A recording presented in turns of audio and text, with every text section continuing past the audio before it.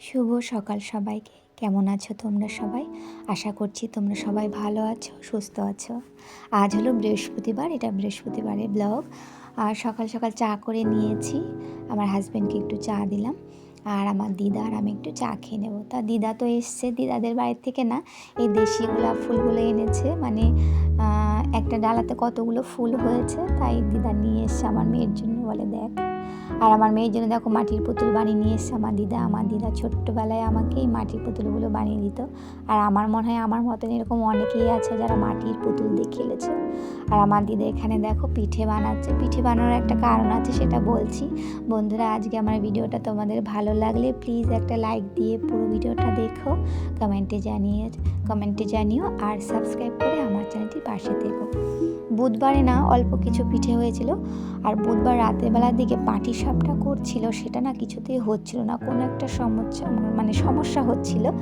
যাই হোক, সেই পাটিসাপটা করার যে ব্যাটার হয়েছিল সেগুলো তুলে রাখা হয়েছিল।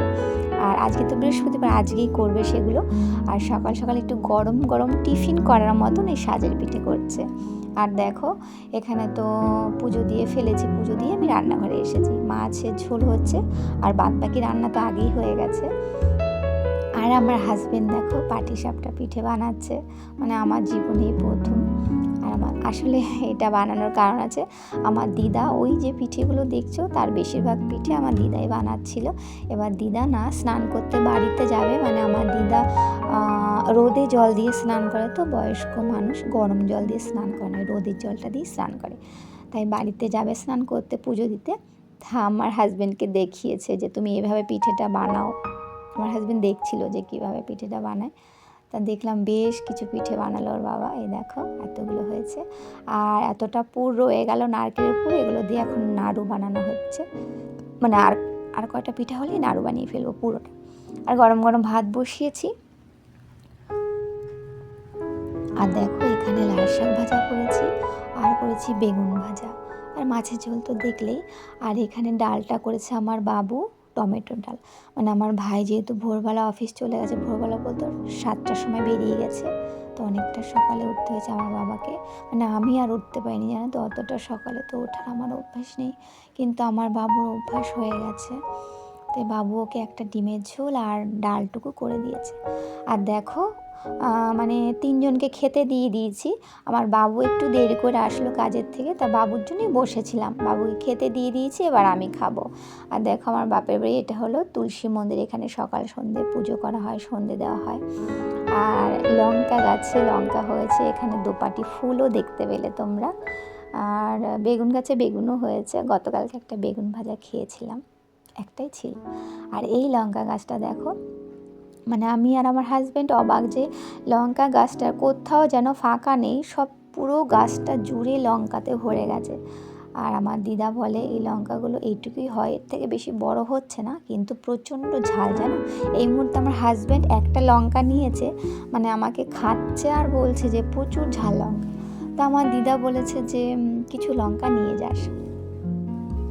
আর এই দেখো আমার দিদা এই অল্প কটা লঙ্কা দিয়েছে, প্রচণ্ড ঝাল তো, ভালো ঝাল, জানো তো, তাই বলে অল্পই দাও। আর এখানে কলাই শাক বলি আমরা, কলাই শাক বা খেসারি শাক বলি, এগুলো কিনে নিলাম।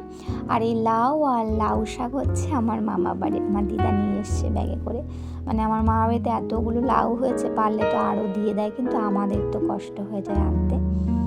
যাই হোক, এগুলো নিয়ে নেব। আর দেখো এটা হলো এটা হলো ওপার, আমরা ওপার বলি। আর এখানে আসার আগে পুরো রেডি হয়ে আমার বোনের বেবিটাকে দেখতে গেছিলাম। আমার বোনের বেবির এই ফেব্রুয়ারি 26 তারিখে 1 বছর পূরণ হবে। তো তা ওকে দেখতে গেছি। আর ওর না শরীরটা খুবই খারাপ, মানে ওর পেটটা একটু গন্ডগোল করেছে কদিন ধরে, আর প্রচণ্ড ঠান্ডা লেগে গেছে। তো তাই ওকে না একটু কোলে নিতে পারি না আমরা কেউ, মানে এত কাঁদছে। আর ছোট্ট বাচ্চা তো, কাঁদলে তো শুধু মাই করে না, মাকে যেন ছাড়তে চায় না, আর কারো কাছে আসছে না। আমরা তো সবাই কাঁদছি, মানে ওই বেবিটাও কাঁদছে, আমরাও কাঁদছি, এরকম ব্যাপার। যাই হোক, ওকে আর বেশি ডিস্টার্ব করিনি। আর আমরা এখন দেখো এই পরন্ত বিকেলে এলাম এই জায়গাটা। আর জানো, এই জায়গাটা আমার কাছে মানে কি বলবো তোমাদের, এই জায়গার সঙ্গে আমার একটা ইমোশন জড়িয়ে আছে। মানে এখানে না আসলে যেন একদম ভালো লাগে না। মানে বাবার বাড়িতে যখনই আসি না, এখানে বিকেল হলে আমার দিদা আমাকে নিয়ে আসি। যাই হোক, এখানে সর্ষে ফুল তো অনেকটাই, মানে সর্ষে ফুলের সময় তো আমরা আসিনি, ওই জায়গাটাতে একটু সর্ষে ফুল দেখতে পেলাম। আর সবই তো মানে সর্ষে কাটার সময় হয়ে আসছে সামনেই, আমার দিদা তাই বলছে। তা আমার দিদা না আমাদের সঙ্গে ছবি তুলতে পারলো না, কারণ দিদা অনেকটা পথ হেঁটেছে তো হাঁপিয়ে গেছে। তা ক্যামেরার পেছনেই দিদা বসে আছে, বলে তোরা ছবি তোল, তোরা মজা কর, আমি এখানে বসে থাকি। আমার মেয়ে দেখো কতটা খুশি, মানে বাড়ির থেকে খোলামেলা জায়গায় এসে ও কতটা হ্যাপি দেখো। ও আমাকে ফুল দিচ্ছে, ওর বাবাকে নিয়ে গিয়েও ফুল দিচ্ছে। যাই হোক, ওর আনন্দেই আমাদের সবার আনন্দ। ও ভালো থাকলে আমিও ভালো থাকি। আমাদের জীবনে এখন আর কি আছে বলো, ওর মুখের দিকে তাকিয়ে আমাদের সব কিছু। এখানে বেশ কিছুটা সময় ছিলাম, একটু ছবি তুললাম, একটু ভিডিও করলাম, বেশ ভালো লাগলো। আচ্ছা, এখন দেখো আমরা তো সন্ধ্যের পরে তো আর ভিডিও করিনি, কারণ ট্রেনে করে এসে একটু মানে একটু ভিড় ছিল, সামান্য ভিড় ছিল। আর আমরা এখন দমদম প্ল্যাটফর্মে দাঁড়িয়ে আছি, 2টো ট্রেন ছেড়ে দিয়েছি জানো, কারণ প্রচণ্ড ভিড়। আর আমাদের সাথে তো কিছু মালপত্র আছে, মেয়েটা আছে, ওই ভেবে না ভিড় টেনে আমরা কখনোই এখন আর উঠি না। যাই হোক দেখো, তারপরে তো ট্রেন পেয়ে চলে এলাম বাড়িতে। স্টেশন থেকে নেমে হেঁটে এসেছি, বাড়ির কাছেই চলে এসেছি। এখন ঘরে ঢুকবো, এখন বাজে 9:45। আর এই দেখো আমরা কিভাবে ব্যাগ টেনে টেনে নিয়ে আসছি দুজনে মিলে।